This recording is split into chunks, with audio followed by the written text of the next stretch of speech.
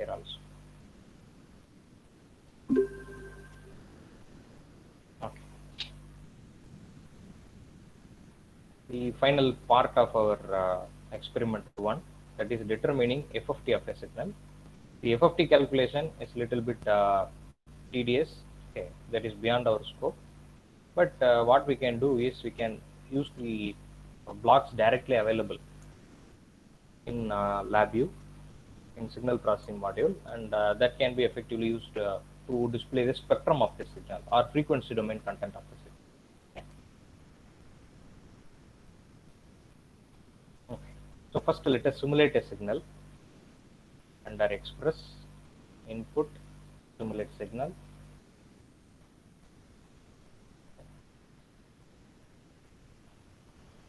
In previous class also I told you that the simulate signal is just simulating as if a data is coming from a data acquisition card.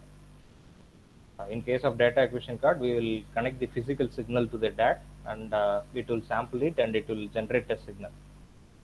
So after the DAC box, okay, if you used a data acquisition module, then there will be a block, and finally you will get an array of data. Simulate signal also is simulating similar kind of behavior. So sampling rate is 1000. If we keep it in mind, there is a sine wave. Let us create some control frequency. Create control amplitude frequency. I am varying. Okay. So if you take anything, it will be a time stamped value. Okay. For sake of displaying it in the front panel under graph, there is an option called waveform graph. You choose a waveform graph and connect it to waveform graph. Now this is going to be like an oscilloscope. Okay. Our objective is to display the spectral component. That is, we take FFT and we will display the FFT coefficients for different frequencies. Okay. Okay.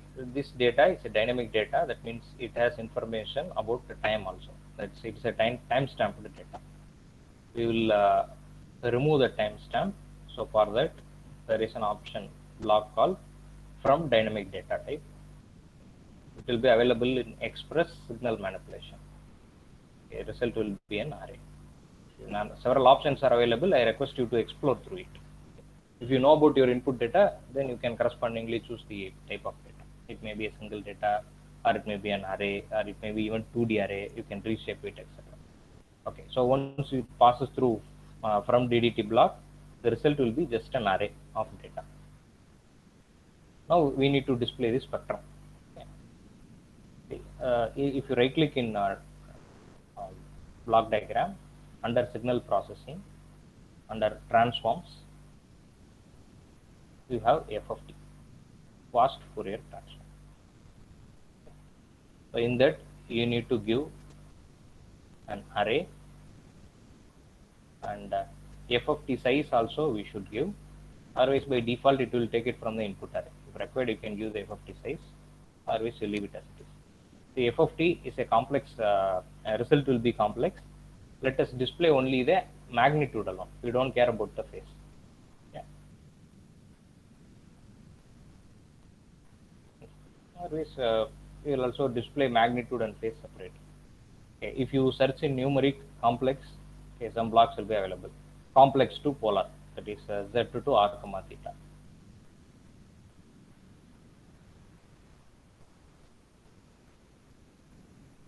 Now let us create another graph from graph.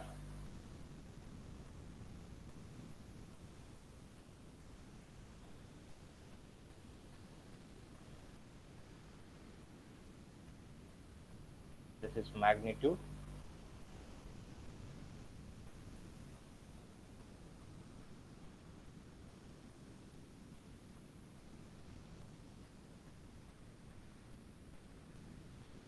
And this is base.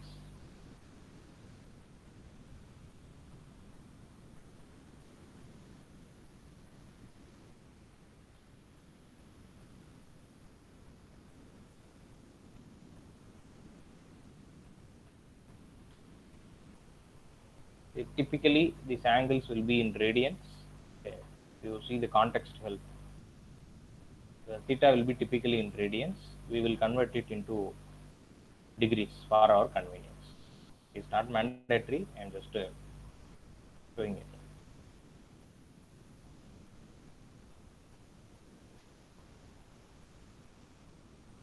It's 180 by pi.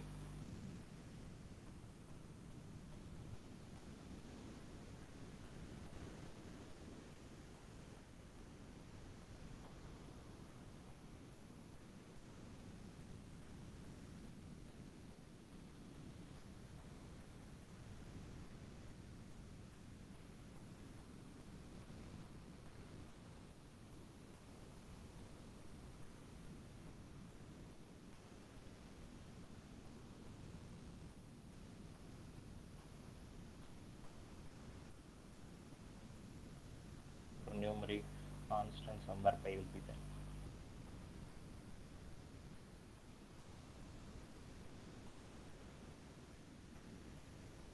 This is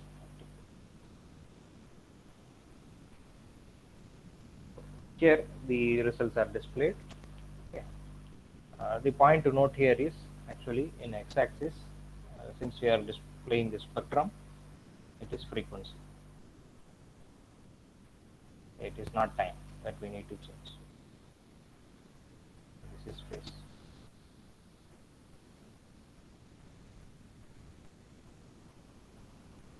Another point to note here is our sampling period is actually 1000 hertz. Okay, if you see the simulate signal, our sampling period is 1000 samples per second. Okay. So if you see the x-axis, it is only 100. Okay. So it is not proper. Okay, 100 is the number of sample in the data. So what we have to do is we need to give separate x-axis, that is frequency axis component for both magnitude and phase. So for that, you cannot use waveform graph. Okay, intentionally I made a mistake and I am showing you another graph. The purpose of the third graph, that is XY graph. In XY graph, we will give both the x-axis value as well as y-axis value. In waveform graph, only one axis alone is sufficient. But in XY graph, you need to give data for both x-axis as well as y-axis.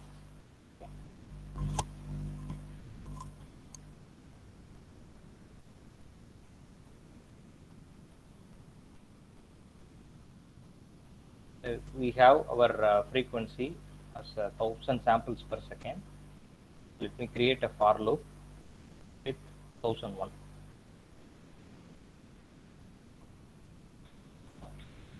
We require how many number of data are there? Let me check.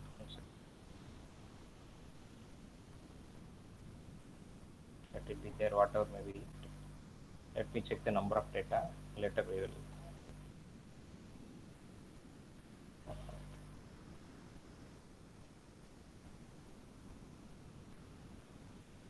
Create.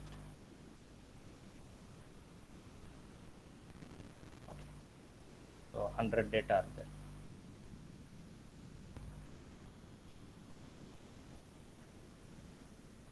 Let us stop it.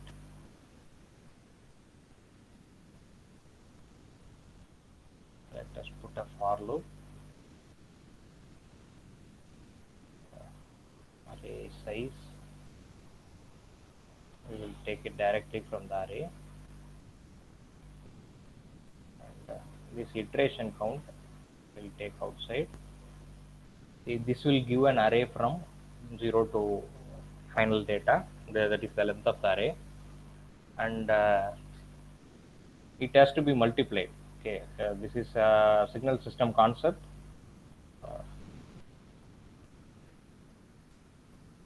That is this number of data that has to be multiplied by your sampling frequency and divided by the number of data.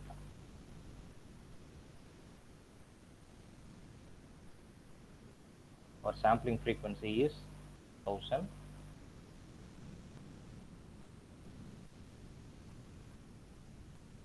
And we divide it by the length of the signal.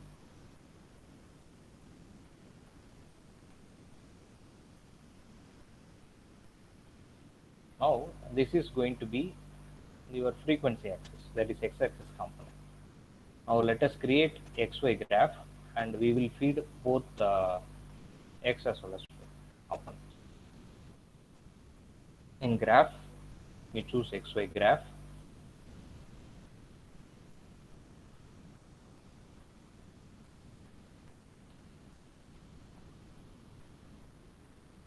This is for f of t amplitude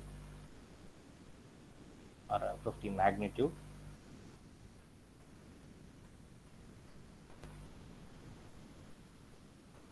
And x-axis is going to be frequency.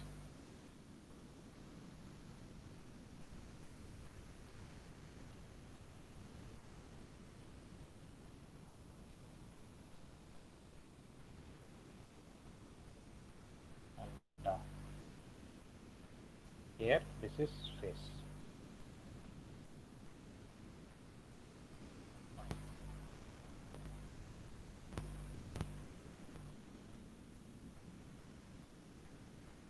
And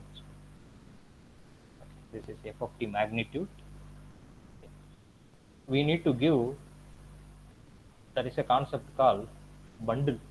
Okay, bundle is some kind of structure in C language. You can join data type of different kind of data type together, and you can create a bundle. So I am creating a bundle of the first element is your FFT magnitude data, and second element is, that is your x-axis component. I think x and y has to be in sequence. We cannot change it. 1 second. So the first element is your frequency component, that is x-axis, and second element in the bundle is our magnitude. The same way, I also create another bundle for phase. A bundle is something like structure in C language. You can put several data type together, and you can consider them as a single wire. It will be helpful while working with different type of related data.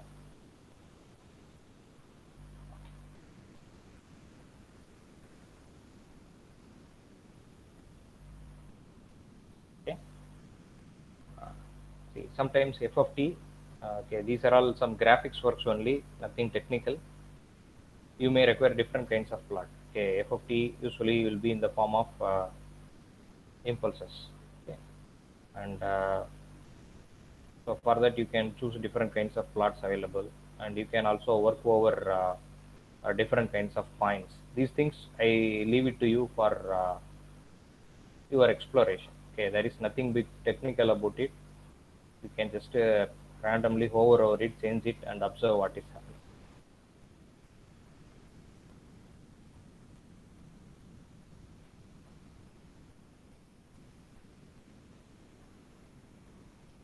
Let me create 200 hertz signal, and this you can see from the FFT that the number of points is less. Okay.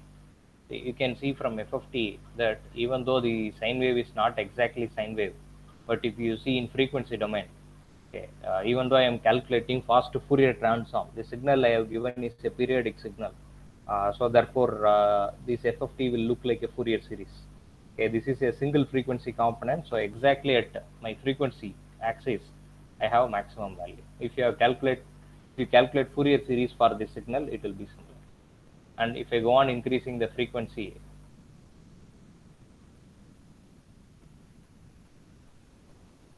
you can find that correspondingly your uh, the P component will be shifted. You just to play around these things. Okay. This is through this you can also understand what is meant by frequency domain, spectrum, etc. See, within 20 minutes, I have developed a mixed signal oscilloscope. What is the mixed signal oscilloscope? I can see my time domain data, I can see my frequency magnitude as well as my phase spectrum. That's all. So this is the advantage of LabView. We can very rapidly prototype any application. I'll also with this I'll tell you another application. Okay, even though not directly related with our task, it may be required. Okay, somewhere for your projects you may require. See, sometimes you need to save the recordings as a file. Okay. So for that, in file IO, there is an option called write measurement file. Okay. You may need to record something.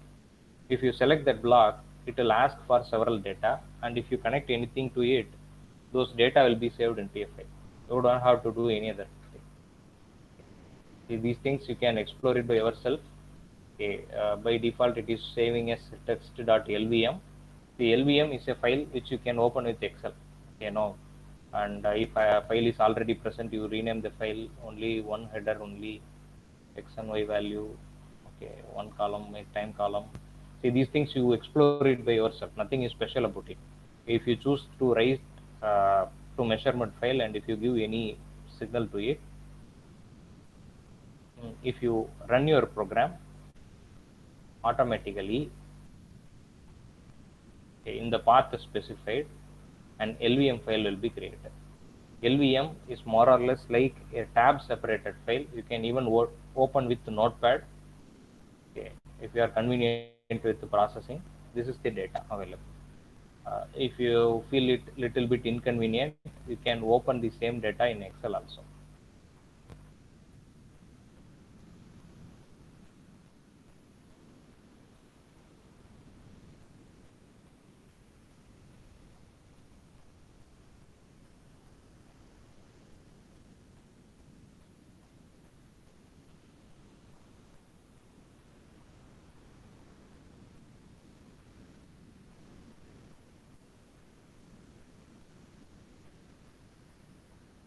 Okay, that's all.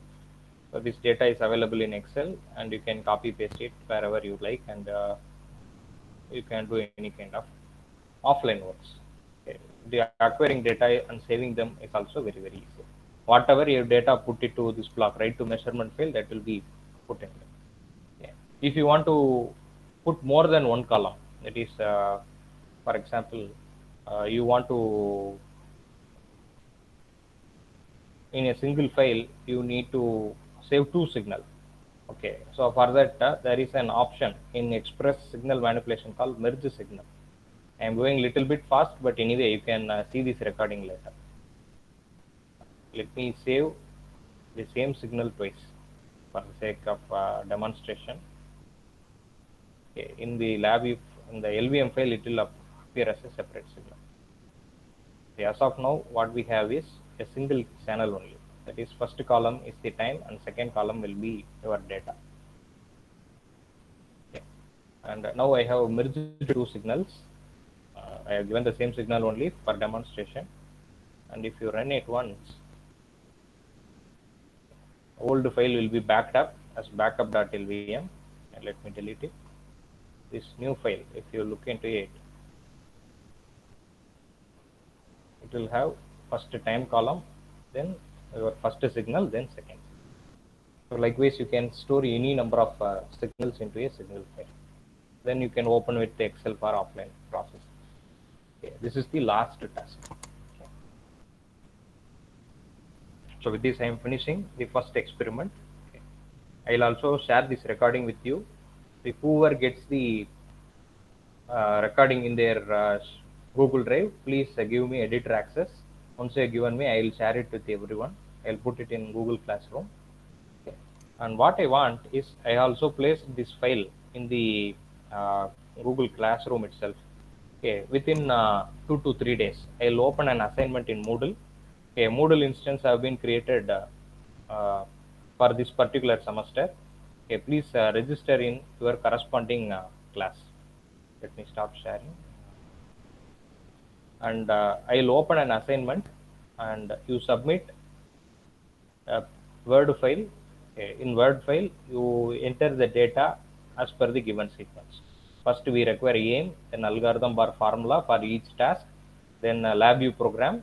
Okay, once you worked with LabVIEW, take a snapshot. That's all, and put it here. And output. Okay, after running the LabVIEW, what you are getting it, and output has to be confirmed with manual calculation. Okay. Manual calculation for convolution and all, you don't require manual calculation. Just to do it in MATLAB or Octave, and use that result. Okay. And ensure that the same result is displayed in lab. And finally, some inference. In inference, what I require is, being the first experiment, I want basics of LabVIEW and your understanding from this experiment.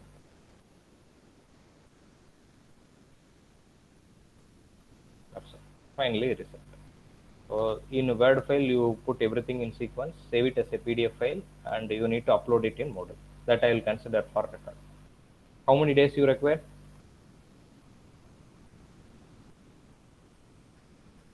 for submission of this assignment?